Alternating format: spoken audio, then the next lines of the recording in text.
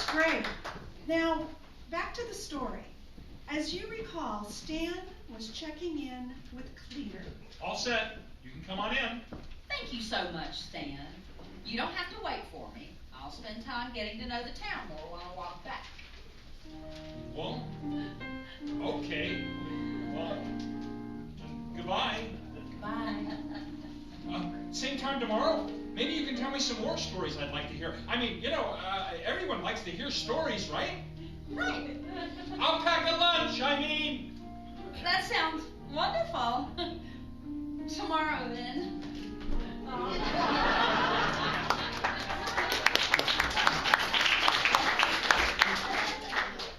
Well, little missy, come on in.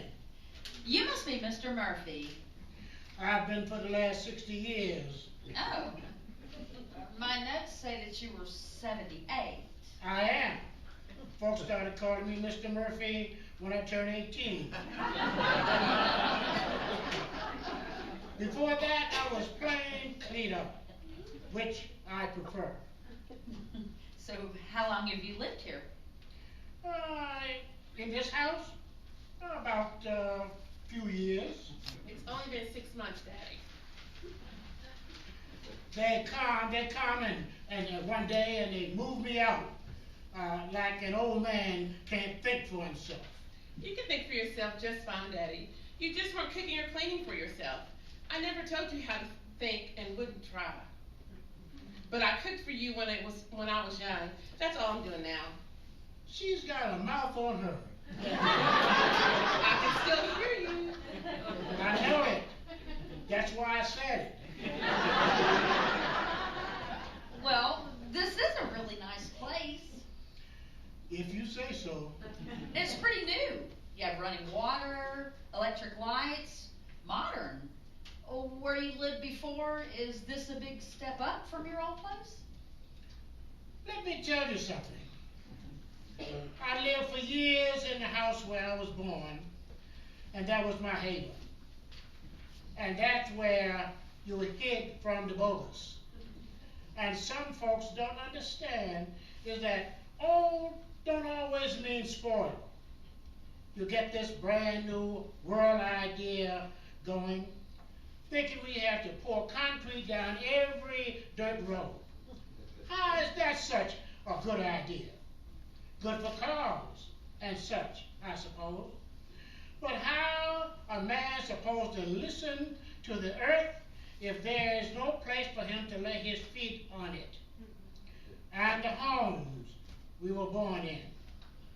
Folks think that we got tear down and rebuild. How is that such a good idea? Turning your back on the place that kept you safe and hid your secrets and shared your dreams. 'Cause that's what a home is. Not some fancy building with electric power and plumbing. Yeah, them things is nice, but what do you do to trade in for it? What do you give up? Grace asked him to tell her about the things he traded in and what was important about them. She gave him her attention, her time, her care. He began to remember about what life was like 70 years ago. He could remember being a little boy in the Reconstruction days, where his town was still under martial law after the Civil War. He began to remember, he began to talk, and Grace began to write. Each day, the stories she gathered were just as rich. I'm from over in Elkton. There's an abandoned 19th century bridge that stands 100 feet over the Elk River. No one goes on it anymore. One night, a mother and her infant child were crossing in their carriage. The carriage wheel broke, flipping the carriage over into the river. Both passengers died. To this day, you can go out on the bridge at night and hear the eerie cries of the baby for her mother. Did you hear about the witch? Of the Nolichucky? Yes. No, in Rockville. In the early 1800s, there was 3 women who were condemned as witches and buried in the Dyer Cemetery. This region seems to cast a lot of women out as witches. What for their crimes. Just odd, I guess. No one can really remember, but that's not important. See, at night, when you go out there, strange things still happen. You can hear voices or feel something touch you or grab you. Some people feel their faces being scratched by something like straw broom when they stood near the cedar trees at the front gate. And there were reports about these strange red balls in the middle of the cemetery near the cluster of cedar trees. The balls rise up from the trunks, rise up to the tops of the trees, and then disappear. You can hear voices and see apparitions for most of the year. I went to Flintville Elementary School before we moved here. The school was where the railroad tracks used to be. They had to be moved because of all the flooding. And right on the school grounds at night, but even sometimes early in the evening, you can see a man with a lantern out there where the tracks used to be. I saw her one time with my mommy. She got scared. I thought it was neat.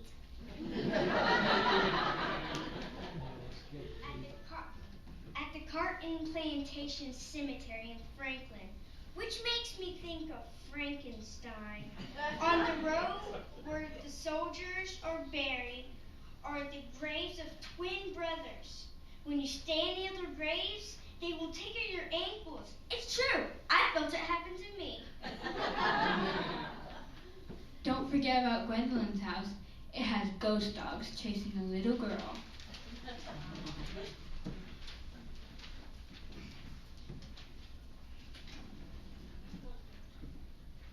Grace was hearing many stories, but probably none like you're about to hear from this week's teller in residence. Here from Sodom, North Carolina, let's welcome Sheila K. Adams.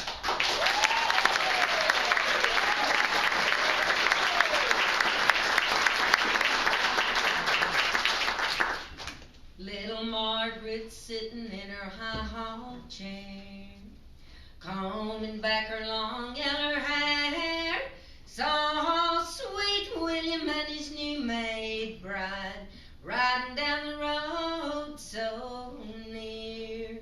She threw down her ivory comb, threw back her long yellow hair, said, I'll go down and bid him farewell, and I'll never more go there. It was late in the night, and they were fast asleep. Little Margaret appeared all dressed in white, standing at their bed feet. Said, how do you like your snow white pillow? And how do you like your sheet? And how do you like that pretty fair maid who lays in your arms asleep?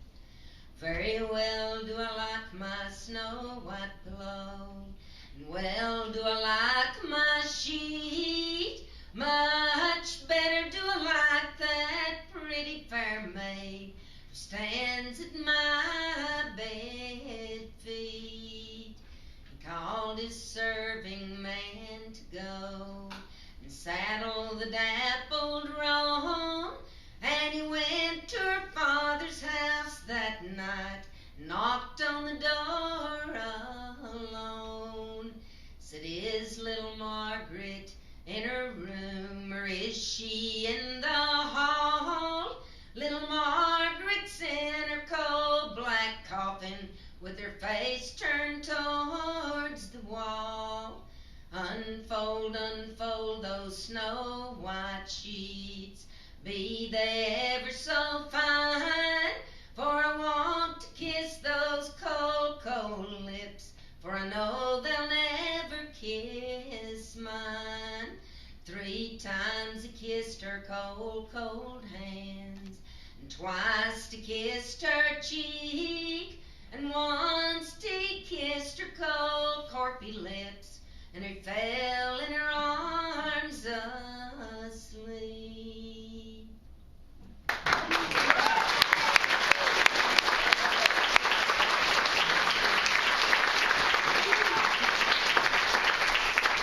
Sheila will be performing here Tuesday through Saturday at 2 o'clock here in this facility. So come and hear. She's got a special performance on Thursday night, and she'll be performing with the Jonesborough Storytellers Guild tomorrow night at 7. So come back and see her.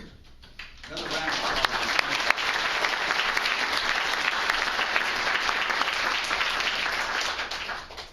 Well, as the days went by, the closer it got to Halloween, the spookier the stories came. The next morning, Grace was out front, knowing that Stan would arrive shortly. The old lady with the lightning bugs called out to her. Good morning, Grace. How you coming on with your stories? Pretty good. Almost finished with my list. Got some wonderful, quaint little stories. This is such a charming place. So full of helpful, sweet people and funny stories. Mm-hmm. Is your list complete, or do you have room to add more people? I have a few folks in mind. You might learn something from them. Oh, that would be so helpful. Could you give me their names and where I might... At this, the old lady grabbed Grace's notebook and wrote down directions to a house and gave the notebook back.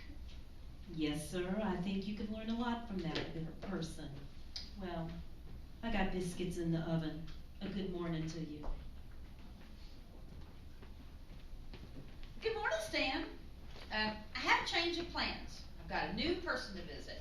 The directions say drop me off on the dirt road about a mile up this way. Then to walk down the path and I'll be there. Will you do that? Sure. I had a lunch packed. Oh, that was so thoughtful. Maybe later. I was told I could learn a lot here, and then I'll be almost done with my book and ready for the next assignment, if you wouldn't mind. Sure. No problem. Stan agreed to drop her off, but he did mind. He minded that she would miss their picnic lunch, and he minded that she would be heading off to her new assignment, wherever that may be. He chided himself for thinking there may have been some light, some kindling between the two of them. He dropped her off, finished his route, drove past the old dirt road again to see if she'd finished her interview, and then drove home alone. That evening, Grace was livid. She marched to the old woman's home and found her on the porch, trying to catch more lightning bugs. But few were around anymore for the season. Why? Good evening, Grace. Why? Why did you send me there? I've sent you lots of places. Can you be more specific? You know what I mean. That was a dirty trick you played on me. Mrs. Scott is right. I shouldn't talk to you. It was a mean thing to do. How could you send me over there? You met him then. Good for you. It was... I don't even have a word for it. I can't believe you had me go over there and sit with that person, human being. Remember, I told you to go in as Grace, to be open to the possibilities. I'll never in a million years be able to tell that story. Not in these histories. Not in any novel I might write later on. It was grotesque. What was? His life? He was born differently. It was more than that, and you know it. It was nothing more than that, and you know it. You did that to me on purpose. Yes, I did. I wanted you to get stories, and I wanted to help you understand what it is to get a story. But you tricked me. I trusted you, and you tricked me into sitting with that monster. I've never seen or heard anything like it before. Monster? Witch? I thought you were enjoying your witch stories and your monster stories. You found them charming, not grotesque. Remember? This was real. They're all real. Each person condemned as a monster or a witch or any other label that dehumanizes them. They're all human beings. Words like witch and monster are used to disappear that fact. They're people. We're all people. We each have a story to be told. I'll never be able to write a story about that person. Look, Grace, if all you want are nice, sweet, quaint little stories for your history book, by all means, go out and publish them. Just ask yourself, are those the stories you want to leave behind? You've got a great responsibility on your shoulders. You are the writer for the Federal Writers Project.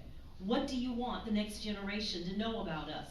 That we're funny people or do funny things? Or do you want them to know that the strong people they come from and everything they overcame in the face of truly dark times, how they have found their way into the light? Or, if that's the case, then you've got to do and be courageous enough to listen to those dark stories, or else the light in them won't mean a thing.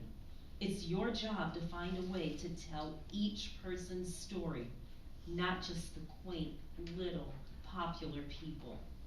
Now I've got to go get another job. Grace walked home in the dark and cried. How could she write this story? It was her job. An idea came to her. The sun had not yet come up when she pulled the final paper from the typewriter and walked back to the old lady's house.